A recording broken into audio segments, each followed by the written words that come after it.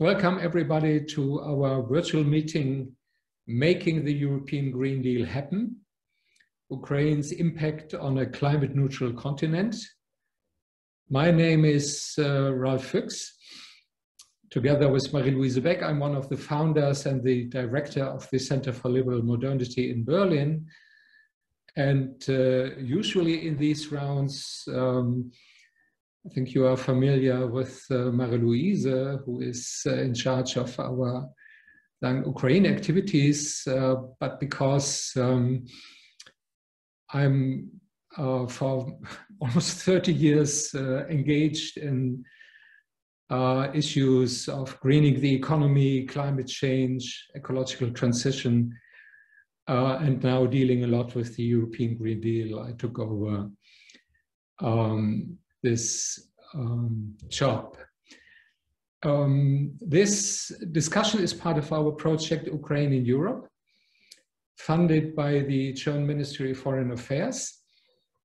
Ukraine in Europe aims at strengthening parliamentary work in Ukraine, providing special knowledge and deepening the expertise in EU and German-Ukrainian relations.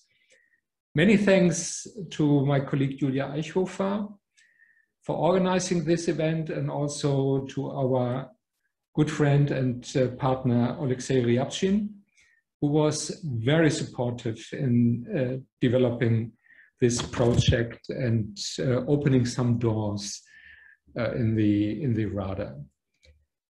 So what is the European Green Deal about? In a nutshell, it's a huge investment program and transformative agenda set by the European Union to achieve climate neutrality by 2050.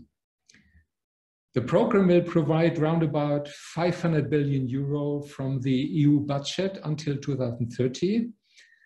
And together with additional EU funds and green loans by the European Investment Bank, it aims at mobilizing 1 trillion euro until the end of the decade. Main areas of investment will be the decarbonization of the energy sector, the transformation of our industries towards climate neutrality and zero waste production, climate neutral buildings and cities, sustainable mobility and green innovation, so the whole spectrum of decarbonization of our economies and going towards zero carbon. The European Green Deal will have a significant impact also on our relations with other countries. This is an opportunity for enhanced cooperation, but also for potential conflict with our trading partners. To become effective and successful, the European Green Deal should actively engage the Eastern neighborhood countries, especially Ukraine as the biggest Eastern Partnership country, and this is what our webinar today is about. If you look to Ukraine's CO2 emissions, what I did in preparation of this event, you get quite a puzzling picture. On the one hand, CO2 emissions per capita are less than half the emissions in Germany, roughly 4.5 tons per person compared to round about 10 in Germany. And if you look to the history of CO2 emissions in Ukraine, it seems an impressive success story. From more than 16 tons per capita in 1989, this was the peak, to 4.5 tons today. But of course, this decline doesn't mainly stem from ecological progress in terms of energy efficiency and renewable energy sources. It is much more related to industrial decline and widespread poverty. Ukraine is still heavily depending on coal, and its energy efficiency is significantly lower than the EU average. Hence, for Ukraine, it's even more clear than for Western European countries that the transition towards an eco-friendly economy must go along with rising living standards, economic growth, and social progress. Therefore, we think that the Ukraine should look at the European Green Deal as an opportunity for economic modernization. Vice versa, the EU should look at Ukraine as a partner in greening the European economy and an asset in terms of renewable energy, advanced industrial goods, and agricultural resources.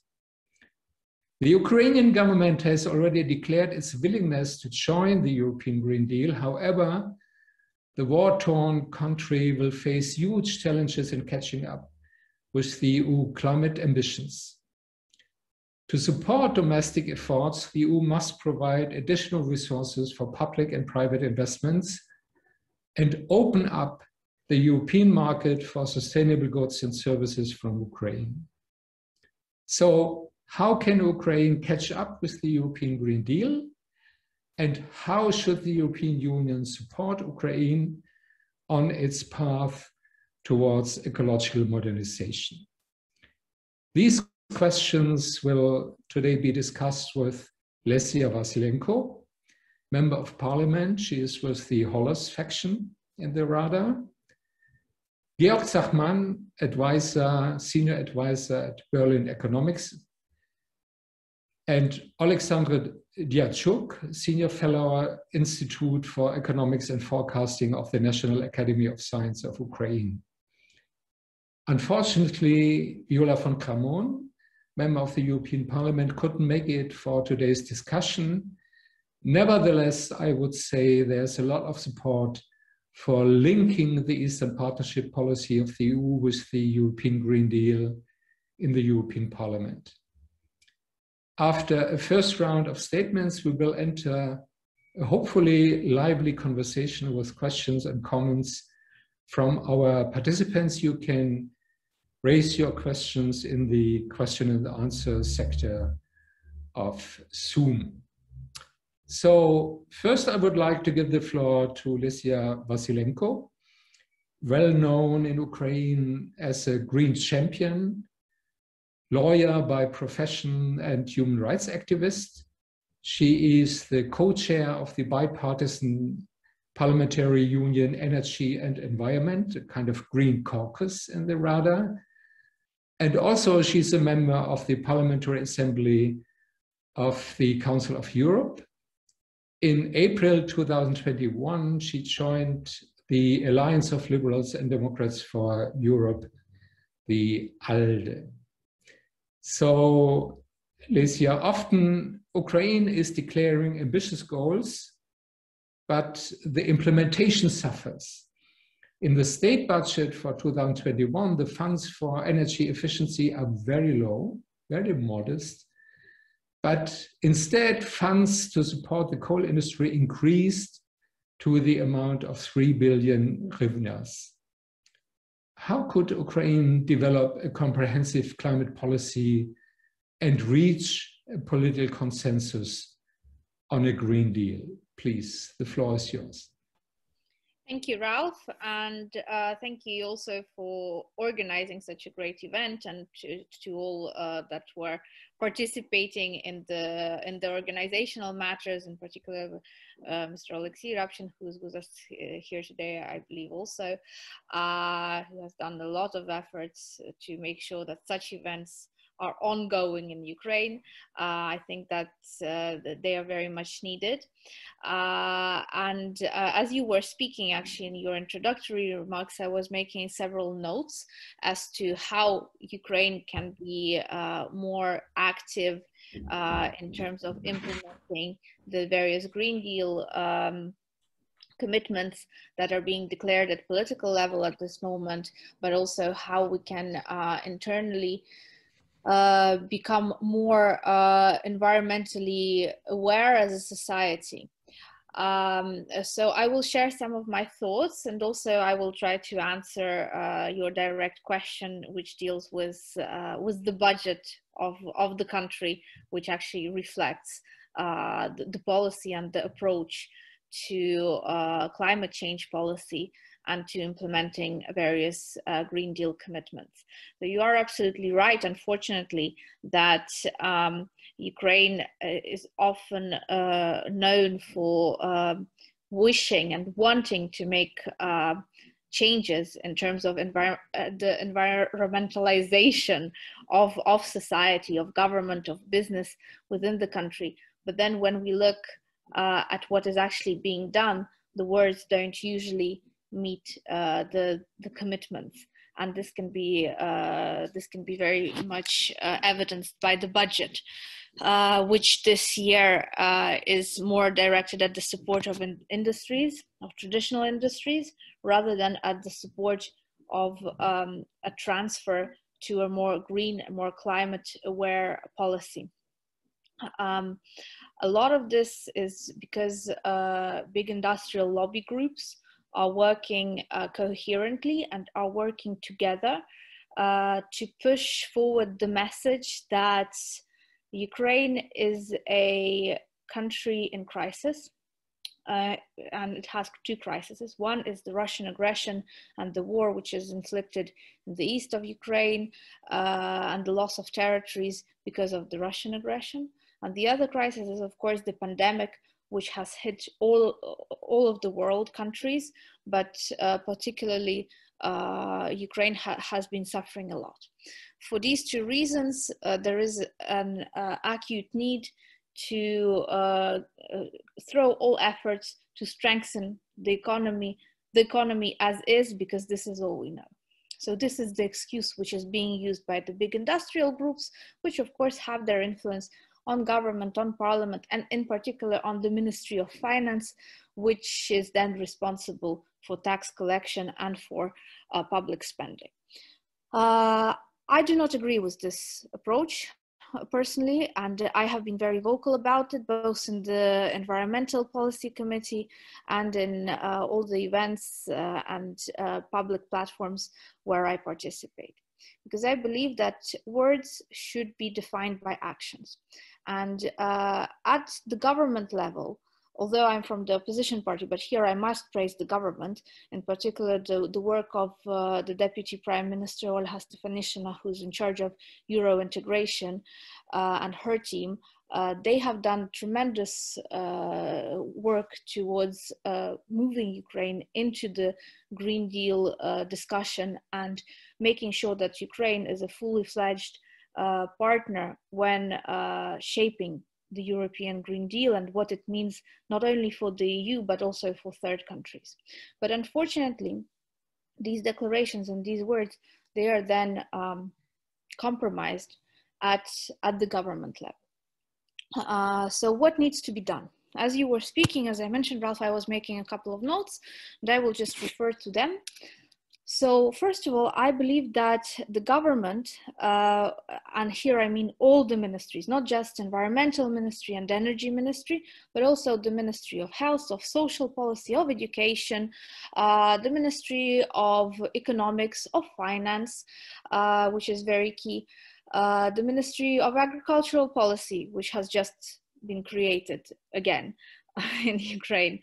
All of them need to devise a comprehensive program as to the implementation of climate change policies and European Green Deal commitments. This is what we have to do first and foremost at internal level, because all of the Green Deal covers all of the sectors. So all of the sectors have to be involved. They cannot just say, oh, this is some environmental story, this is some environmental policy, you go ahead, you develop it, and then we will never implement it because, well, we know that, as you mentioned, Ukraine has cut down emissions. And so, well, Ukraine hasn't cut down emissions, but the emissions of Ukraine have been naturally cut down by circumstances. So therefore, all the different sectors in Ukraine are allowed to increase their emissions, so to speak. And this is the approach of a lot of ministries and of a lot of the companies and stakeholders who work in the different sectors. So this approach needs to be scrapped, pushed to the side, and conditions need to be created thus that all of these ministries sit down together and they develop this comprehensive action plan for all of the sectors. This is number one. Then what needs to be done is that this action plan needs to be, in my opinion, needs to be split up into stages. In terms of balancing the environmental interests and the economic interests of the country, and also of our main trade partner, the EU, and of our other trade partners. So what we will be doing is essentially we will be doing this step-by-step plan with a direct schedule of when we will be implementing what part of the Green Deal and in what to what extent. This will help find this balance, which is much needed between economics, environmental, and international issues. So this is first and foremost what we have to start with at the local level, but here the international aspect comes in, because really what can be helped by our international partners is to give a clear understanding of the financial implication, both of the sticks and the carrots. So you mentioned that there will be a lot of programs, that there's around 500 billion euros going around the EU Green Deal talks. Okay, great, but what is the share that can be allocated to Ukraine and other third countries for implementing the various Green Deal stages? And in what form? Because the form is also important. Will it be just financial assistance, technical assistance, which will be provided, which we will never have to give back? Or will it be in the form of loans, which will actually produce a kind of a push for different businesses to become green? So this is something which needs to be discussed, and this is something that we need to be clear about, because incentives are something that our local businesses and our local government is looking for in order to change. At the other side, we also have to discuss the sticks of the matter.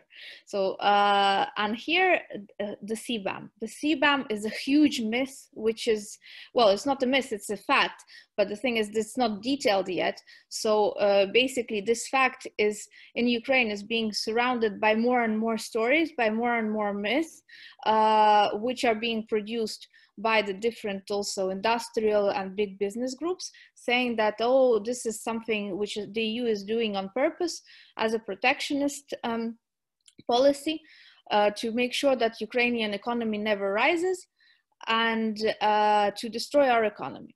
But this is of course not true. And this is where another layer of a very honest dialogue and a detailed dialogue needs to take place as soon as possible. This is in terms of internal work that we need to do, and also external assistance that we can get.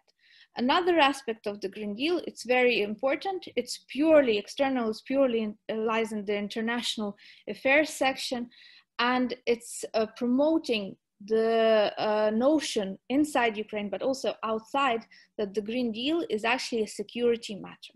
And it is an energy security matter and an environmental security matter for all Ukrainians and for all Europeans, because this shows how Ukraine gets to be integrated with European partners, how with European partners we stand together in one policy and with one voice and with one action also against the aggression of Russia, which has taken already various forms, including the form of a certain type of energy terrorism, which is being exerted on the countries in which it wants to influence.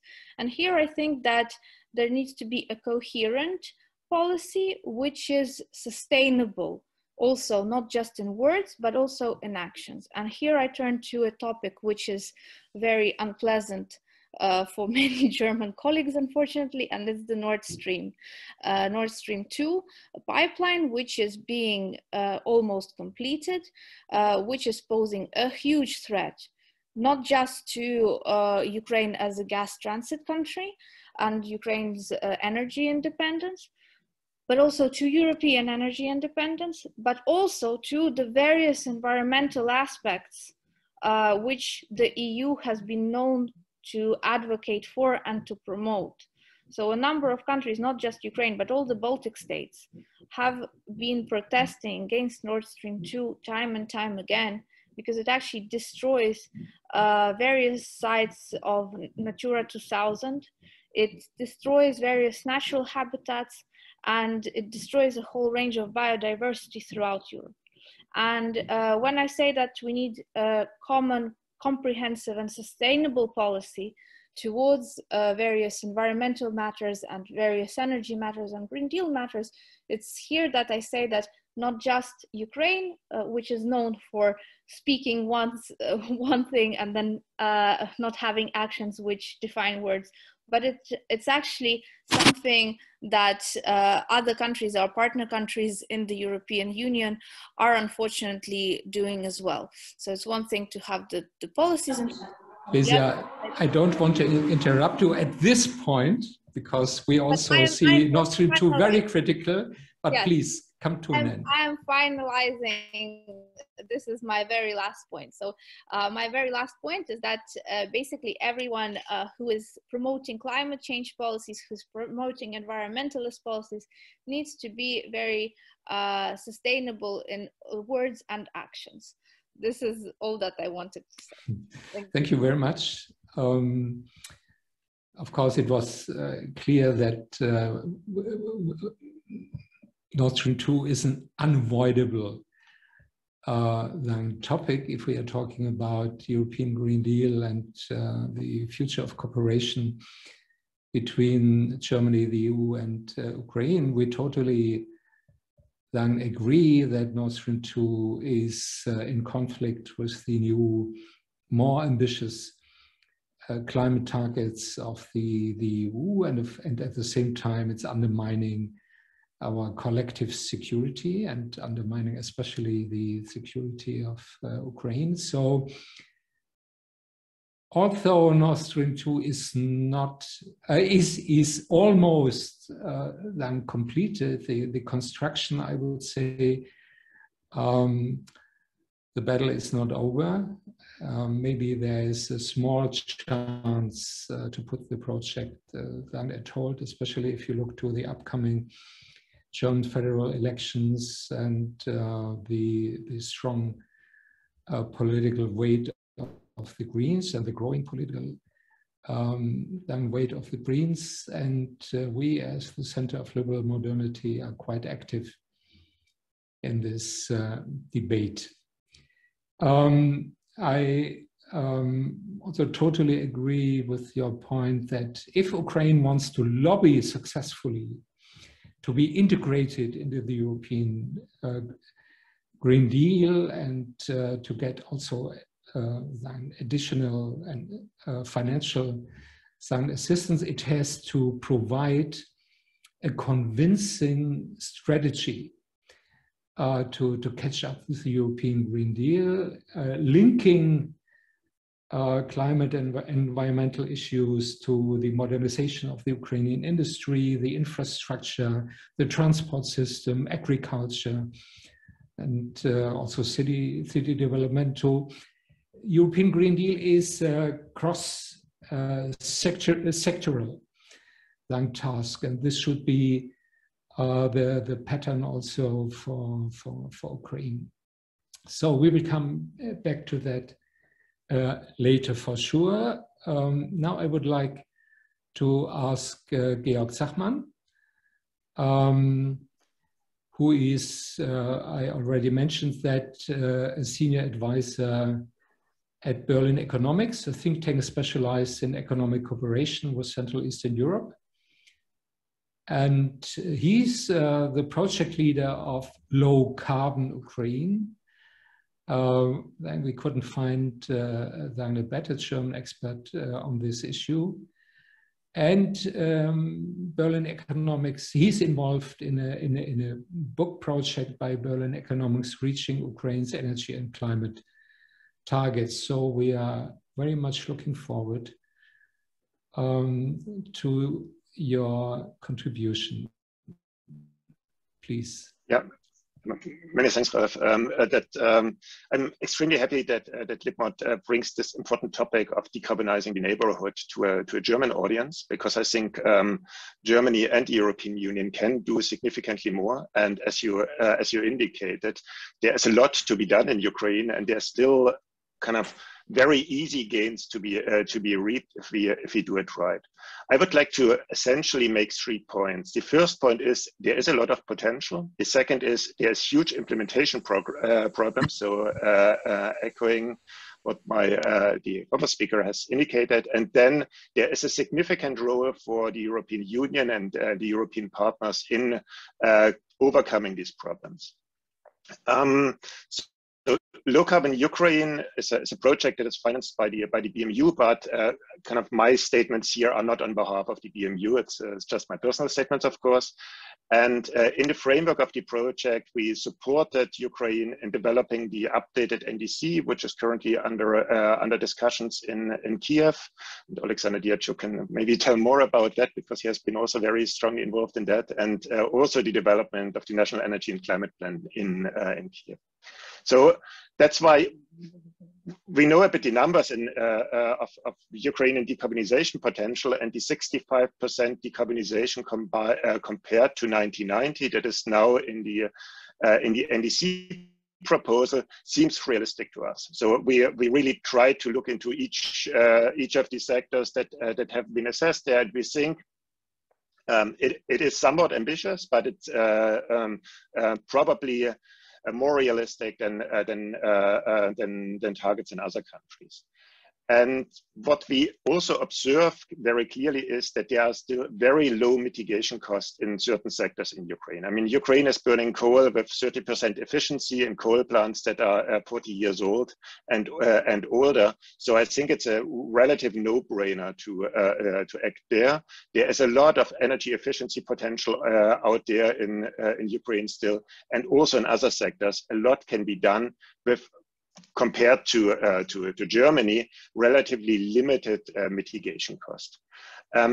Furthermore, Ukraine has not done all the mistakes that we have done. For example, in the transport sector, rail still has a very high role in Ukraine, and we should try to make sure that those benefits that Ukraine still have are not being lost by just repeating the mistakes that were done in the Western countries.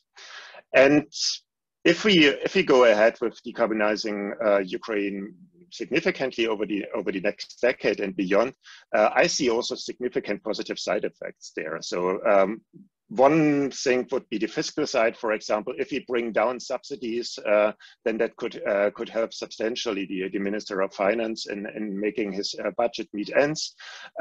If we introduce carbon pricing, that could be also helpful. We would potentially unleash significant investments that the country is really requiring. But why don't we get there? I mean, this message that I told you, we could have told you 10 years ago and maybe even 20 years ago. So, and not much has happened apart of maybe a boom in renewables that we have seen.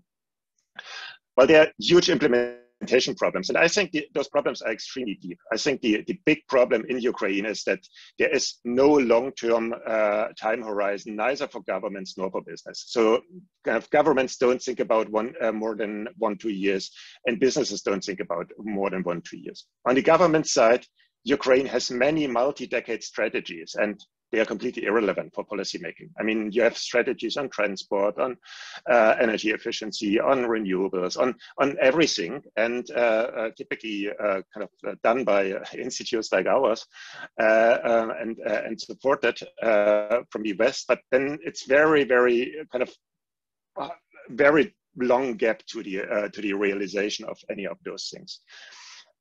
The incumbents still essentially have the power to change all rules, and they are doing that very strongly in favor of the old business models that they are defending. So few of the incumbents are thinking about new business models. They are very often defending their old business models, which is problematic and keeps us in the past and not brings us to the future.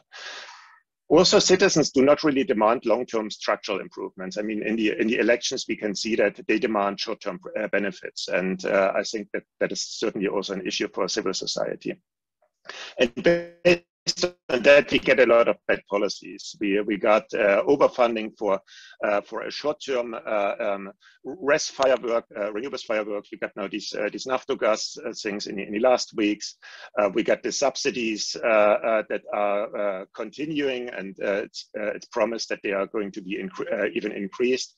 We got an electricity market reform that essentially benefited the incumbent massively. So we can point to many policy failures that are based on the problems I mentioned. On the business side, the same is there. Business is faced with high interest rates. This includes risk premia for the changes, and then the legal system in Ukraine does not really protect investors. So what we see as a result of that is no investments. I mean, Ukraine has had kind of a deferral of investments in all sectors that is dramatic and is very inefficient. So the country could be in a much better state if more of the money were to be invested instead of being shipped out of the country or directly consumed in the form of too much energy consumption. Now, how can Europe help to overcome that? And given the potential benefits that I argued at the beginning, European partners, in my view, are too unambitious. I think much more can be done and should be done in Ukraine. But the support must address the core problem. And in my view, the core problem is not a lack of money for small projects or individual projects, and is not also a general knowledge gap in Ukraine. So that but we do a lot of piecemeal pilot projects all over Ukraine, and I mean, if you see the sums that are being spent by European partners in Ukraine, that is really not nothing. I mean, that goes into the billions. The core problem, in my view, is different. The core problem is a lack of commitment devices. So that tools that ensure that investors do not fear that future government decisions devalue their low carbon investments. So in Ukraine, if you go there and invest, you cannot be sure that you, after a few years, are essentially getting expropriated by regulatory change, by bank failures, or by legal decisions of the dysfunctional legal system. And yeah, as Ralf very kindly mentioned, next week we are going to release a report with 10 measures that we think are very useful to bring Ukraine forward, and I will share a link in the chat if I may, to both the report and the release date. And some of them are really fiscal instruments, like carbon tax, cut in subsidies, renewable support. And here I think the European partners can help a lot. And what I would argue is the European partners should provide regulatory anchors. They should help Ukraine to commit to a longer-term future, and they should not just throw money and experts at Ukraine, but kind of provide conditionality. I think the biggest success case in Ukraine for Ukrainian economic policy making is the IMF, with its strong conditionality on reforms. And Europe is not doing that. Europe is not providing this anchor sufficiently. There is the energy community that is trying that to some degree for some reforms that are very important to them. But this strategy, in my view, should be kind of developed as a scaffolding for Ukraine to manage to get to a new equilibrium of trust between the different parties. So allow me to introduce three ideas very briefly. One idea is, and that is in the discussions in Kiev quite a lot at this time, is the idea of a climate fund. The idea here is, how do we manage that Ukrainians accept a higher carbon price? Current carbon price is something less than €1 per ton. And we all understand that to protect against carbon border adjustment, in order to meet the climate targets, Ukraine needs a carbon price significantly higher, maybe in the 30s or 40 euro per ton level. Now, industry is complaining it's not going to accept something like that to happen. And then if they accept it, they just want to get the money back in form of some sort of free allowances or as in form of tax breaks. But this is not going to help the country. What we think is going to help the country is that we see an institution being set up that collects a share of the carbon price, like the Modernization Fund or the Innovation Fund in the EU. There might be some co-funding. from international parties. They would have a landing ground, and as they would be involved in this thing, we would also ensure that the governance of such a scheme is bulletproof, so that not some of the incumbent interests would be able to essentially put their hands in the basket and take out the golden eggs. And so I would argue we should think more about such commitment devices. The same could be done for a renewable investment fund. I mean, Germany is very interested in exporting renewable technologies. There's big wins to be made from that.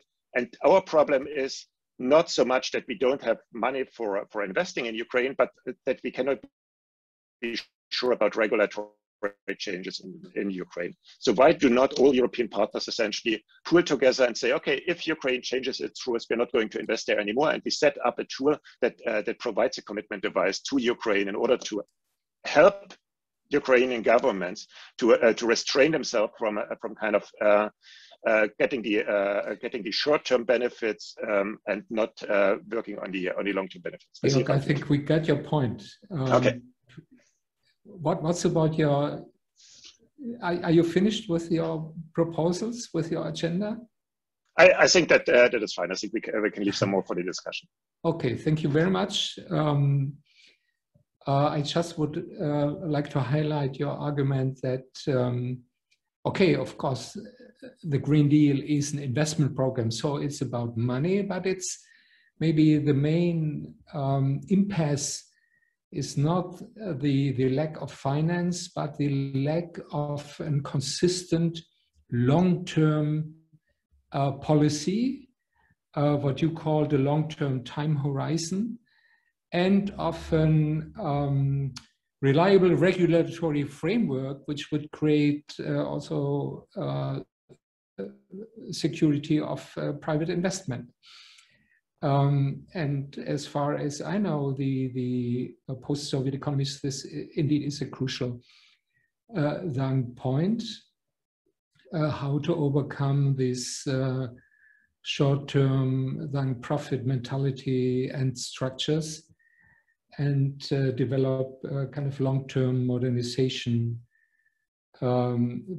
program, which also needs reliable political framework and institutions. It's also about institution building. Now I would like to come to Dr. Alexandre Diatschuk. He is an environmentalist and leading research officer at the Institute for Economics and Forecasting of the National Academy of Sciences of Ukraine, with a focus on energy issues, and will be your response to the analysis and the thoughts of Georg Sachmann. What do you think should be the, what are the key steps Ukraine has to take to act as a partner in the European Green Deal? Sure.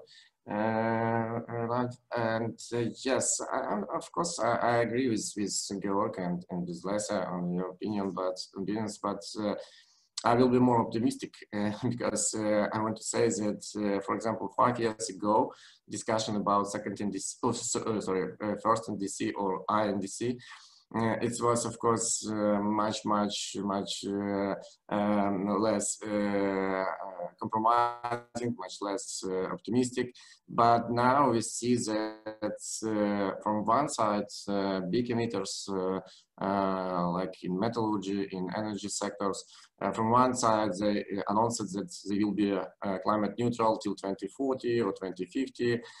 But from other side, of course, they don't want to have a strong commitments or something inside in Ukraine. But for example, I very want to say thanks for our existing Minister of Environment and Deputy Minister Irina Stavchuk, and that we supported and organized many, I don't know, around 100 different meeting consultations, and try to discuss not only about emissions. Of course, first of all, it's about whole economy, about social aspects and international relationships, and so on, so on, so on. And I also want to say this very thanks for Germany for support on different ways, different parts of our policy, of our growth. And as Georg said, that we have a lot of different strategies and plans and programs and so on, but unfortunately, rates of implementation of this strategy is very, very low.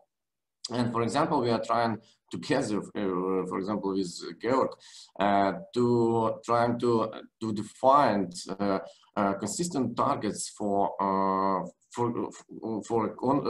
energy, for climate, because it's a very important, because sometimes we have in different strategy, law, plans, we have different targets for energy intensity, for renewables, for GHG emission reductions, and so on. And it's very important that Ukraine or energy community started to develop NECP, National Energy and Climate Action Plan, and we are trying to combine this. But for example, new strategies, for example, economy strategy of Ukraine have another targets and new targets for renewables, for energy. It's more or less okay. It's more ambitious. For example, share of renewables in power sector, in electricity generation sector, in new economy strategy, much higher. It's 25%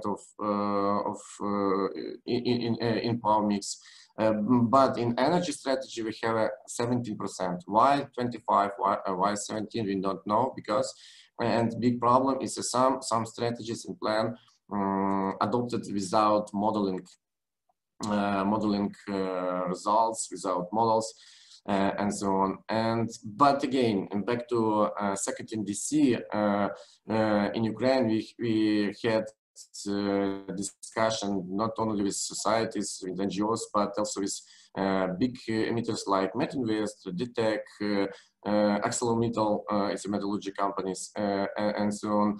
And we are trying to find some compromise. And for me, of course, our results in EBRD project, which supported Ministry of Environment to prepare second NDC, of course, we propose, or we have results which more ambitious targets for GHG reduction to 2030. It's like 28, 89% of 1990 level. When we now have in 2019, we had 36% of 1990 level, or 35. And but existing proposal of the Ministry of Environment, 35% of 1990 level. As for me, in reality, based on low rates of implementing different policy and measures in climate and energy area, as for me, it can be compromise between emitters and policymakers, climate policymakers. And and back to different policy and measures and like funds, climate fund. And you said, Ralph, that we have in budget for this year, for next year, we have a small share of low level of money for energy efficiency fund. Yes, but energy efficiency fund cannot use existing money, and it's a big problem. As you said, it's institutional problem. It's a capacity in the ministries, in different institutional and so on. It's a real problem because, okay, we have money for energy efficiency, but we cannot use 80%, but just only a small share of this funds, because government not produce more money because we cannot use this one. And but other policies or measures for example, hot loans for residential sectors, yeah, for buildings, it's more or less okay measures, but as a problem, we cannot monitoring of energy saving, for example, and GHG emissions. or policy for reduction tax for importing electric vehicles, hybrid cars, and now this share of this small, less 1%, but every year it's a doubled numbers of electric cars in Ukraine, and it's when we have a as for me, we have a non-market price for households for electricity price very low comparing to market price. I know from one side government want to support residents, don't want to have some more problem with poverty with poverty, and but from other side it's of course it's not market, and when we will have a market price for households, of course electric vehicles will be much more competitive comparing to gasoline or diesel cars and vehicles. And another point is very important that, for example, in agriculture sector, not in IPCC term, but if we combine agriculture sector, land use and land use change, total of GHG emission of these sectors, it's no less comparing to energy sector. It's a huge level of GHG emissions.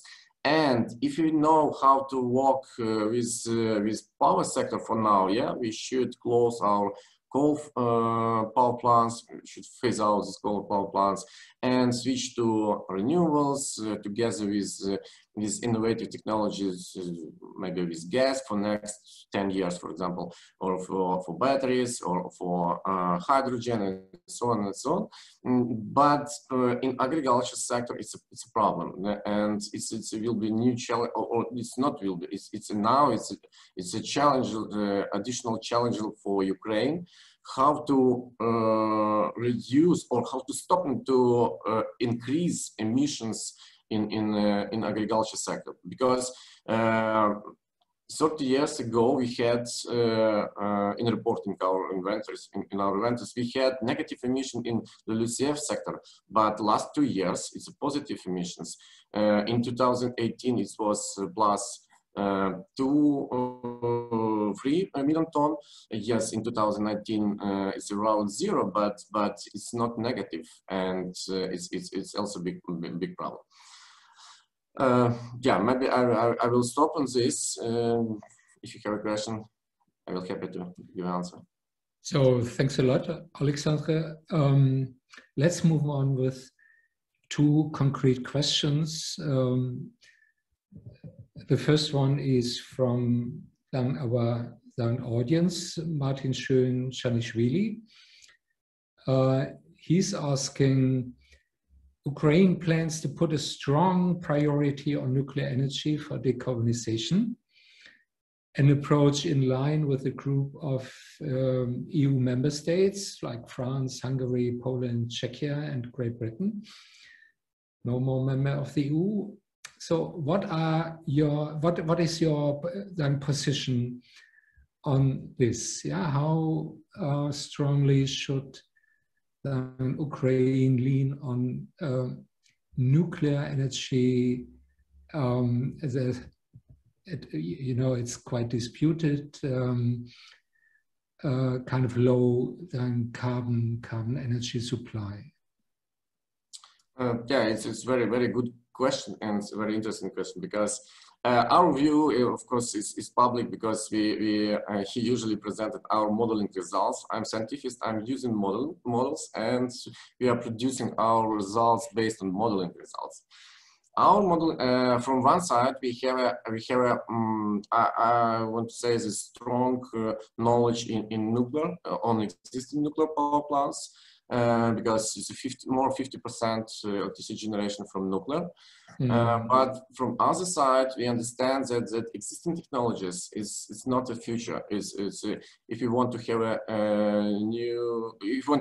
a nuclear in the future, we should use innovative technology on this area. Unfortunately, we don't have in the world. We don't have a real new nuclear technology. But from back to our modeling results, we see that if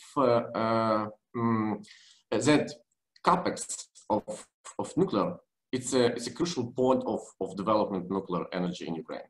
Because we have, for example, China's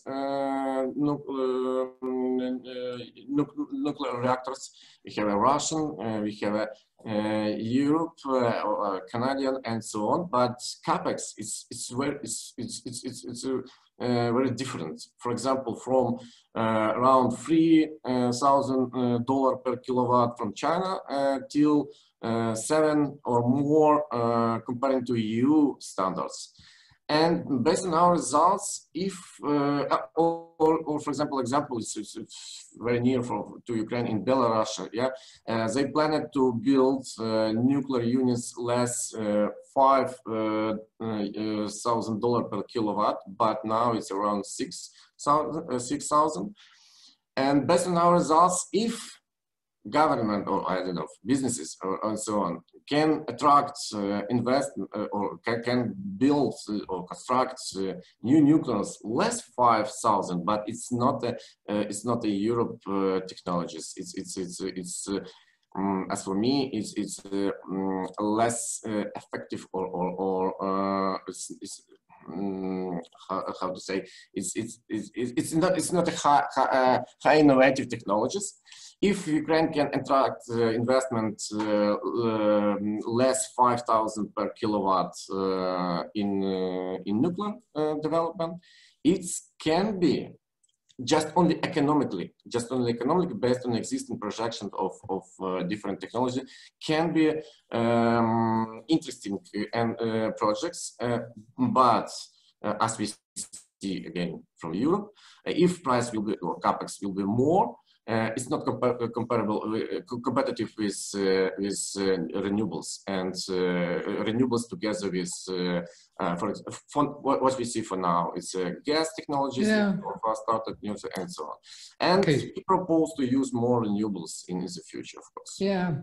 So as far as then we get it, you have a contradicting then development that the cost for new nuclear is rising all the time, while you have rapidly declining then costs for renewables, because now economies of scale are playing in, and the productivity also of especially wind turbines is always increasing. So our estimation is that as long as there are not these mythological promises of a totally new generation of small, decentralized, inherently secure nuclear then power facilities, as long as this is not coming then real, we don't see a future for nuclear in Europe. But of course, this is also within the EU part of argument. I would like,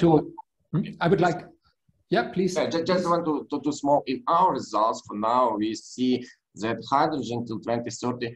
It's not a cheap. It's expensive hydrogen resources. Hydrogen. Yeah, but if we will have a if existing investment in Europe, in US, in the world, existing investment in hydrogen, in development of hydrogen technologies, of hydrogen production, it will be much cheaper compared to existing projections.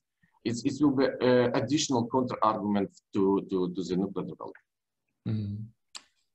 So yellow hydrogen. No, not yellow. If we will have a more or less okay price for hydrogen from renewables, from green till 2030. I hope, I believe, because now it's a lot of investing in a lot of money investing in the hydrogen. I believe, but based on existing projections, we see that hydrogen in Ukraine can be competitive after 2030. But maybe, I hope it will be before, and it will be again additional counter argument to nuclear development. That's interesting. Thank you. Asia, I would like to come back to you with the key issue of carbon pricing. I think we heard it from Georg Zachmann, and I think also in Germany and in the international discussion, it's clear that CO2 pricing is key for phasing out fossil fuels, making renewables more competitive. And it also will become key for access to the European market. You have been quoting CBAM, so the border adjustment mechanism of the EU, potential kind of CO2 tax for carbon-intensive exports to the European Union. So what do you think? What would be the way to implement a CO2 price system in Ukraine, and how to deal both with the social impact, how to compensate the majority of consumers in Ukraine, poor people, for rising energy tariffs, and how should the energy-intensive industries deal with that? This is one of the most difficult questions, nonetheless, because it has so many different components. So let me try to address it. I'm not sure I will have the answer to every single aspect of it, but for sure, at the moment, what we have in place, and the government is at least starting to do that, is to have a monitoring system of all the emissions, because at the moment it is still not possible to say to give an exact number based on hardcore data which is being collected by the minute on the various emissions coming from different sectors, again because there's no single automated monitoring system in place. So this is the step number one, which needs to take place before we start putting a price on anything, because really we don't even know the exact volume on what we are going to be capping, and where the price, how the price is actually going to be formed. My guess is that it's going to be different for every sector that is going to be involved, and that there needs to be a set formula devised. Again, going back to Georg's comments that there's no guarantees for investors because the institutions are not stable, and because the regulations change so much on a regular basis, unfortunately. So I think that having this automated system in terms of understanding the volume and the level of emissions in Ukraine, in the different sectors, will actually help systemize different aspects of the climate change policy. But before we can put a price on it, there needs to be at least some time for the data collection, so that we understand what kind of animal we are dealing with. In terms of compensation for tariffs, I think that we have already started doing this. Well, doing what? We have started addressing the question, at least in the past years, when we have formed an energy efficiency fund, also with the help of our partners, and including our German partners who have been committed to putting in inputs. And basically what we are doing is, and our main target for the policy is to actually to have an energy efficient fund working on an ongoing basis, and which is actually providing the necessary money for the compensation, and for the population and for the local governments also to understand that energy efficiency is a priority number one, which needs to be carried out. As for the other policies which could be taking place in terms of facilitating this transfer to a more climate efficient policy, this is something which needs to be developed still with the participation of central government, with the participation of stakeholders, and also with the participation of local governments, and probably with the experience from other stakeholders. As for the previous question, I would like to also mention a bit on that, if possible. Ralph, do we have? Of course. Please go on. So basically, just mentioning the nuclear potential of Ukraine. It is there. We can do nothing about it because 52% of the energy mix of the country is actually nuclear. It has been like this in the power sector or the overall energy mix? In the power sector. So basically, it's already there. The state of the nuclear sector. Well, I'm not going to go into detail, but it's a miserable state, to be very honest about it, because it's the facilities which have been built back in the Soviet times. Some of them have not been completed. Some of them are working already outside of their initially intended capacity. So really, it's there, but it needs to be renewed, remodeled. It needs to be refitted with modern technology, which would make it a safe and secure energy source. Because, I mean, saying that it's absolutely unenvironmental would be, in the case of Ukraine, not very correct, because we are not building a new. We are not putting in the resources, and we're not extracting the resources which are needed from scratch. It's already there.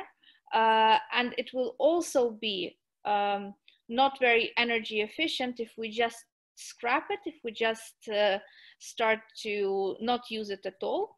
And it will also be damaging both to the economy and to the environment if we go ahead with a full-fledged program of conservation of the reactors, of the nuclear reactors. So really, we are stuck in this kind of a nuclear limbo, I would call it, at the moment. It's about finding the resources, and also about making sure that the process of the renovation of the nuclear sector is safe, secure, and in line with climate change policies and environmental policies. And then we could definitely say that Ukraine could become a success story where nuclear and renewables are balancing each other.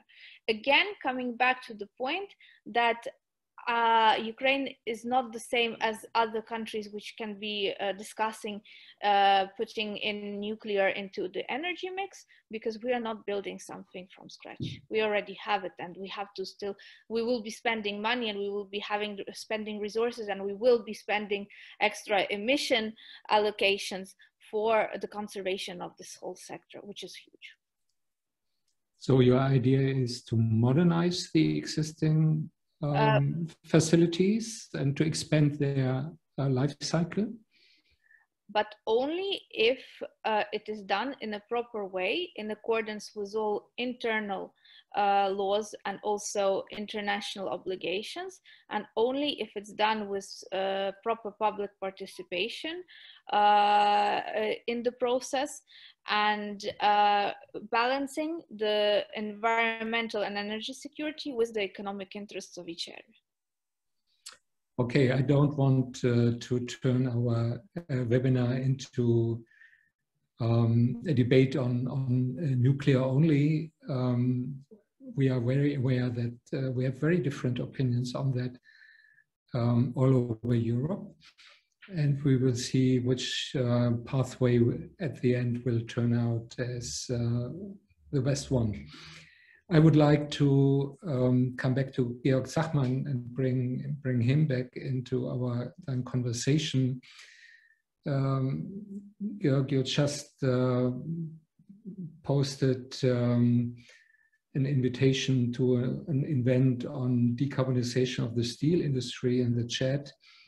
So if you are looking to the main sectors of the Ukrainian economy, what do you think would be the most promising start to create a kind of dynamics of ecological modernization? And what also, of course, means that you have to create some economic success models, yeah, to show that ecological modernization going forward towards net zero greenhouse gas emissions is an economic opportunity.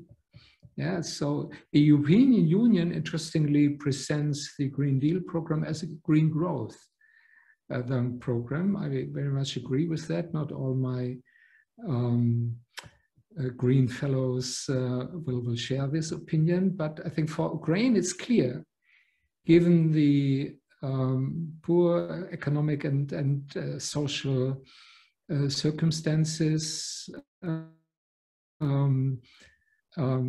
climate protection will only fly if it becomes an economic success model. So how to start with? And where to start? As you clearly understand, that is not a simple question. I think the challenge that I outlined is that Ukraine has been underinvesting, and decarbonization means investing, because we have to essentially replace energy sources that kind of are constantly requiring fuels and have their cost over time by energy sources that essentially at the initial stage there is the investment, and afterwards they are running. So, and that is very difficult in a country with such high interest rates and such weak legal and institutional settings. So for me, what will be the challenge for decarbonization, but also the promise of decarbonization for Ukraine is that it could be a catalyst for investment-friendly reforms in Ukraine. Because without investment-friendly reforms, Ukraine is not going to develop economically in any case, and without investment-friendly system, there is also not going to be decarbonization in Ukraine. But they will continue to run power plants that are 50 years old until they are 60 or 70 years old with ever decreasing efficiency factors. So for me, the starting point is getting investments done, and for that, I mean, we had this discussion on the climate fund. I think that's it's an interesting idea, because I very much like the idea of having a bit of the governance overseen by a kind of a institutional setting that is not completely interwoven with the Ukrainian kind of incumbents and oligarchic system, and because I think that otherwise that's not going to lead anywhere. In terms of sectors, I think the electricity sector is like happened in Germany, quite a promising one, but there needs to be at least or it would be most effective if several reforms were done at the same time. So it's not kind of you just turn one button and then the whole thing is going to fly. I think the electricity market would have to be reformed. The subsidies would have to be subsidy system would have to be undone and replaced by something that is more targeted to poorer households. Integration into the European electricity system should be pushed forward, and renewable support should be put on a competitive footing and not on one that is favoring interest groups. And if one manages to get one of those things, one get a benefit. If one manages to get two of them, the benefit is kind of more than the sum of its parts. And if one manages to do all four of these things at the same time, then I think the benefit is even larger than the sum of the four individual reforms. And all of them have benefits for Ukraine, not only for decarbonization, which is maybe not on the kind of interesting time horizon of a Ukrainian voter or citizen. I mean, we have to see that their preferences are different because they have to look into the end of the month rather than the end of the decade. So here electricity might play a role. On the steel sector, we are arguing that this is a long-term process. So that's probably not necessarily something already for the next decade. We should make sure that no new steel plants with old technologies are being built, but that's unlikely anyway. And we should set up the institutions that enable investments, maybe in some individual first pilot projects based on the fund that I have described, for example, to showcase that steel can be produced with hydrogen. I mean, just one funny anecdote on this hydrogen discussion that we all are following because it's the hype of the day. Germany is obviously interested in importing hydrogen, but and therefore the support programs to Ukraine are looking into kind of getting hydrogen out of Ukraine. But I mean, if hydrogen could be used in Ukraine, it seems a much more sensible thing economically to support hydrogen for being used domestically. And I think there is some thinking to be done in Europe as well about the new value chains in a decarbonized energy world of Europe, whether all energy intensive processes need to take place in the EU as such, or whether some of them can be done where the energy resources are available. I know that is a tough message for European industry. But we also outsourced a lot of the labor-intensive processes to countries that have cheap labor, and we managed to increase our wealth based on that quite substantially. But outsourcing young industries maybe not such a promising future for Ukraine, isn't it? Also, energy-intensive industries. I mean, I would argue Ukraine has quite good renewables potential, and I mean they have significantly lower population density. There's good winds and good sun. So I think the renewables potential is maybe higher. No, it's quite certainly higher than that of a densely populated, industrialized, and very rich country which doesn't want wind turbines in its backyard. Maybe we should spend few of our final minutes on agriculture in the context of our discussion of the Green New Deal. I think Alexander already mentioned that it's an extremely important issue for Ukraine, given your vast agricultural areas. Also, of course, the importance of CO2 sinks, the forests and the ability of soil to absorb CO2. What do you think, what should be the future of the Ukrainian agriculture, expanding cheap mass production, energy intensive with a lot of pesticides and fertilizers, or do you see a chance for more kind of sustainable than agriculture, exporting high quality agricultural projects to the EU, but also bio resources, biomass, bioenergy? Is that a promising area? Alexandra or Olesia? Who wants to touch the issue? Alexander? Lysia? Okay, very maybe short. both. So I will just say very shortly from a policy perspective, from a politics perspective, actually, because I'm not a very big expert in agriculture, to be honest. But what I can say is that for Ukraine as an agrarian country, a traditionally agrarian country, which exports a lot of its agricultural produce, it's key to remain that way. It's key from a traditional perspective, it's key from a perspective of economic value. But at the same time, it's also clear that as the world is changing, the practices, the agricultural practices need to change. They need to become more sustainable. The Ukraine is actually opening up its land market as of the 1st of July. It's a major reform which has taken place in the last 30 years, actually, because basically since the independence of Ukraine, we had a moratorium on the privatization of agricultural land. But this reform needs to be environmentalized, the same as all the other reforms and the same as all the different sectors which are today contributors to huge CO2 and greenhouse gas emissions.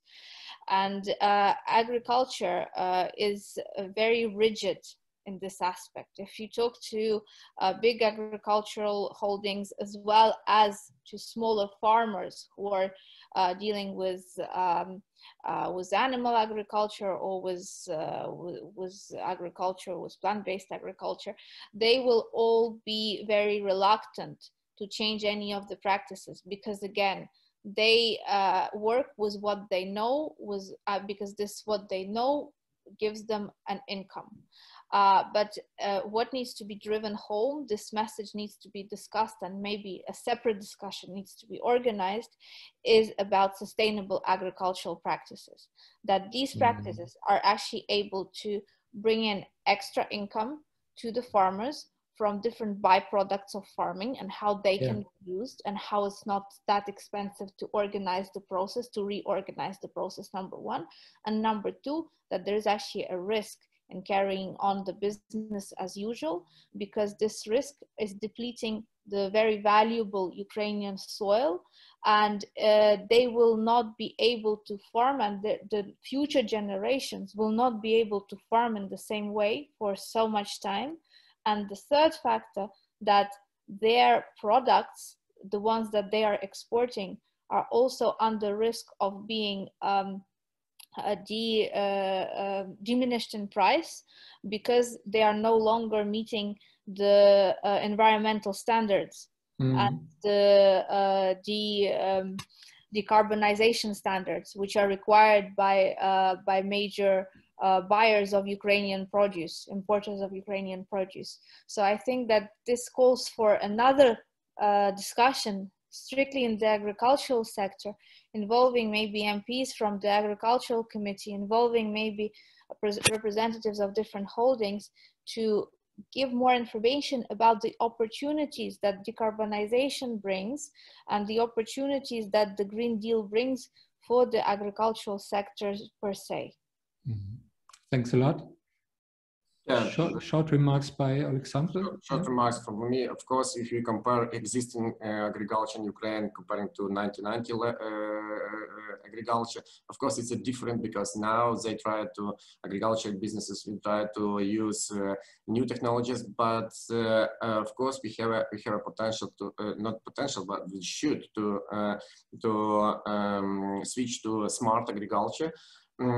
Because from one side, demand of agriculture products will be growth in the world. It's absolutely understandable. And but from other side, we should understand, as Lesa said, about environmental and about new generation and so on. And as for me, it's some businesses we had also had maybe 5 or 7 discussion meetings with agriculture stakeholders, also with Ministry of Agriculture and Association on agriculture sphere, and they understand that they should improve technology, they should improve production, but others additional point is we should more we should less exporting raw agriculture products, but more secondary or third products, like for now, for example, Ukraine is one of the biggest countries who producing sunflower oils and so on and so on, and we see cooperation is necessary. For example, from my region, from Khmelnytskaya Oblast, on previous weekend, I had information that Germany and Ukraine will construct new largest sunflower oil production in Ukraine. It's good. It's not a raw products from the agriculture, but it's a problem with monitoring, implementing policies, and so on. I like the holistic approach of Lesia when she was talking about byproducts. So agriculture in the future is not only, and never has been, only about food production. Yeah, it's at the same time about sustainable energy sources. It is about raw materials for the chemical industries, for cosmetics. So a whole range of biological products, and we have to look for synergies between these different areas of agricultural production. And it's totally clear with the growing global population and a growing demand also for agricultural products beyond food. The demand for high quality and smart agriculture will grow. I think this is one of the promising prospects for Ukraine. So maybe a final question to Georg Zachman. Georg, we now have been talking a lot about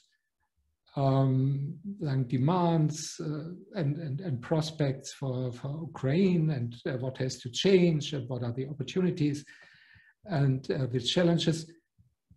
Maybe now finally, what should be on the EU side? Yeah, what should the EU offer?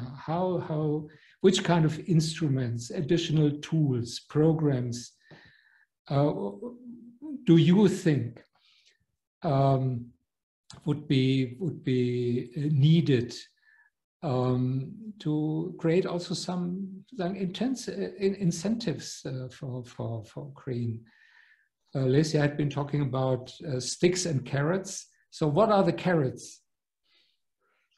Yes, I think the idea should really be that the significant amounts of money that are already mobilized by member states and the European Union may be augmented by, Europe has climate finance obligations according to the Paris Agreement of the order of 30 billion euros a year. So there is a significant kind of willingness or obligation of Europe to provide funding. But I think it will not make sense to just try to go to our neighbors and drop the money there and hope that something useful will come out of that. I think what is crucial is to understand that the issue in those countries is that there is a lack of what I mentioned as commitment devices. So we should, like the IMF, go in and have a very clear vision of what we want to see in terms of regulatory improvements, in order to tie to it as a conditionality, tie this as a conditionality to the support we offer, and then each member state might do his or her own projects. But I think we need a more strategic view on conditionality. And what I could figure is essentially two programs. One is a program on renewable support, maybe also hydrogen support in those countries that are tied to certain regulatory rules that the countries need to adopt. And maybe we can even engineer competition between neighboring countries. Say, okay, if certain countries are faster in developing certain regulatory tools, because then we get big investments. We not only get the investments where we give the money directly for as Europe, but we get the money from all the investors that come there and do their investment, because they can be sure that Europe withdraws its support as soon as the regulatory system breaks down. And I think such smarter tools are necessary. And the second thing could be this climate fund idea, where we essentially not only threaten neighbors with a carbon border adjustment, but at the same time offer something constructive, saying, okay, we are willing to hand over a significant amount of money to co-finance as matching funding to your carbon tax revenues. And again, maybe not restricted to Ukraine, but really as a program for the entire neighborhood. And then if we have that together with the governance in place, those funds might even be able to borrow from the European Bank of Reconstruction and Development or from the EIB, because then you have the governance in place and you can leverage even more significant funding. But just pilot projects is not going to do anymore. The problems are institutional, so we need to find institutional solutions, and that means to walk on a minefield. I mean, we are going to step on the interests of people there. We are going to have discussions over governance. That's not an easy route that I'm proposing here. I understand that very well. It's much easier to just kind of throw out money, but again, the euro alone. Thanks a lot also for reminding us to your crucial message that greening the economy is not only about developing new technologies and creating new investment facilities, but very much about the institutional and regulatory framework. And this, of course, Lesia, is a special message to you as a lawmaker. And so I would like to give you the final word, but please 2 minutes. Yeah, I will try. So I hear this message loud and clear, and actually I support it fully. Again, as being one of the members of the Holos Party, the main message our party is driving, alongside the importance of the EU Green Deal for Ukraine and of having a separate Ukrainian Green Deal, is to have strong courts, a strong legal system and strong institutions upon which we can all rely on, because otherwise all the reforms which are being passed, be it the greening of the economy and of all other social and political processes in the country, be it the land reform, be it whatever other loud speaking slogan any politician will want to sell to the electorate or to the international partners, nothing will work. There will be no confidence of investors, there will be no confidence of Ukrainian citizens in the government, there will be no confidence of business in the government and in the political system of Ukraine at all, unless and until we have proper working courts, proper working institutions, and laws which do not change day by day whenever we have a change in certain government political positions.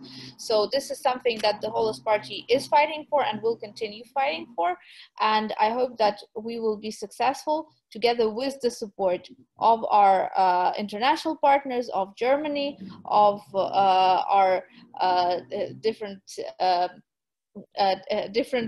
political groups which support us at the level of the EU in creating Ukraine as a trustworthy partner and as a green trustworthy partner.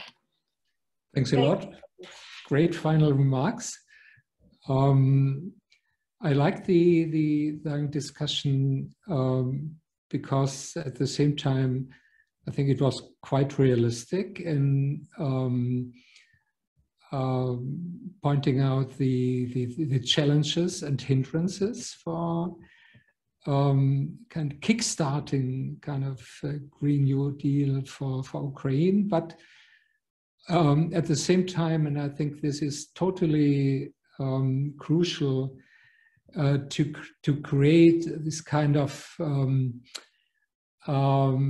mentality that going green is not something weird and it's not a luxury task.